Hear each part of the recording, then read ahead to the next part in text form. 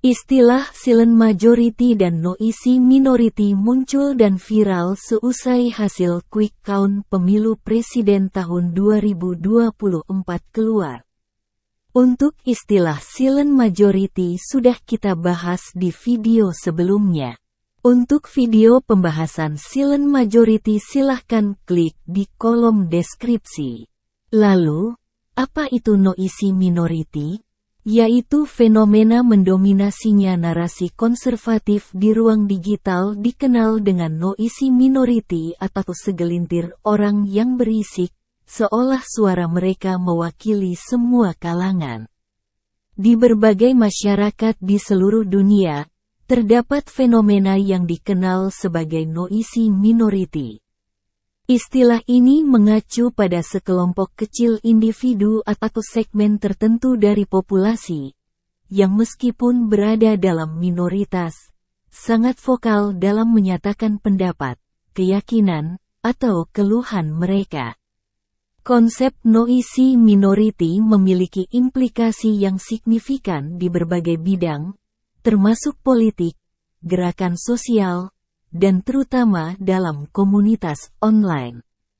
Memahami dinamika kelompok noisy minority yang bersuara ini penting untuk memahami dampak mereka pada proses pengambilan keputusan, percakapan publik, dan dinamika sosial secara keseluruhan.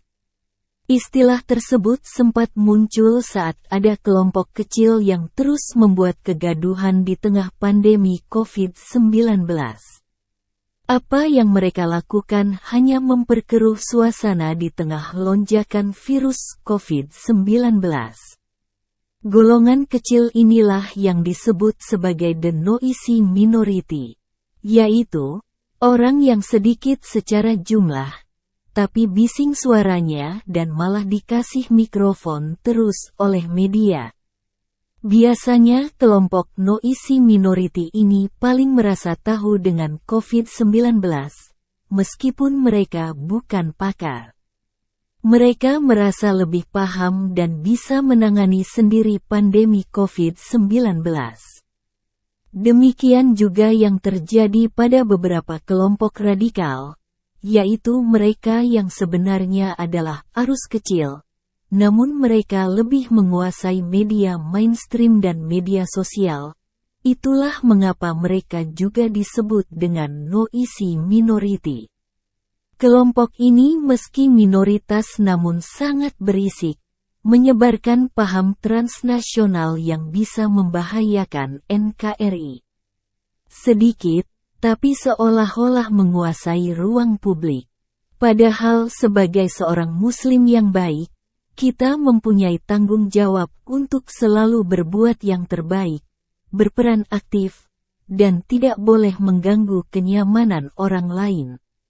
Seorang muslim harus mampu memberi rasa aman bagi lingkungannya, yaitu yang mampu menciptakan corak keberagamaan yang inklusif dan merangkul semua inilah paradigma madani, terutama dalam kehidupan berbangsa dan bernegara. Lalu mengapa mereka yang sebenarnya hanya kelompok kecil, namun bersuara nyaring? Karena mereka berteriak di ruang sunyi, seperti kita saat di malam yang hening dan sepi, lalu tiba-tiba ada seseorang yang berteriak atau sekedar bersin, maka akan jelas terdengar seperti petir.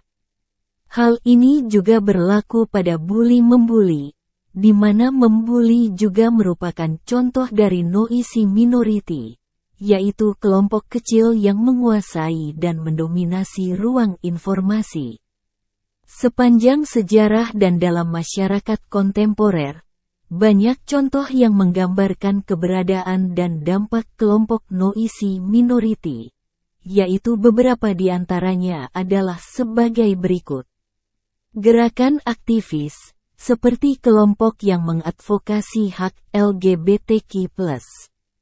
Kelompok ekstremis, kelompok politik atau agama radikal yang memiliki pandangan dan tindakan ekstrim. Komunitas online, melalui forum online dan platform media sosial yang dapat membentuk narasi, mempengaruhi opini publik, dan bahkan memengaruhi keputusan besar. Sebagai kesimpulan, kelompok noisy minority dapat memainkan peran yang signifikan dalam membentuk percakapan publik, memengaruhi proses pengambilan keputusan, dan mendorong perubahan sosial. Meskipun dampak mereka mungkin tidak selalu sejalan dengan preferensi mayoritas, keberadaan mereka menyoroti kompleksitas demokrasi, dan oleh karena itu pentingnya dialog inklusif dalam menavigasi beragam pandangan dalam masyarakat. Memahami dinamika kelompok noisy minority cukup penting untuk memperkuat demokrasi yang lebih terinformasi dan partisipatif yang menghormati hak dan suara semua individu, terlepas dari kekuatan numerik mereka.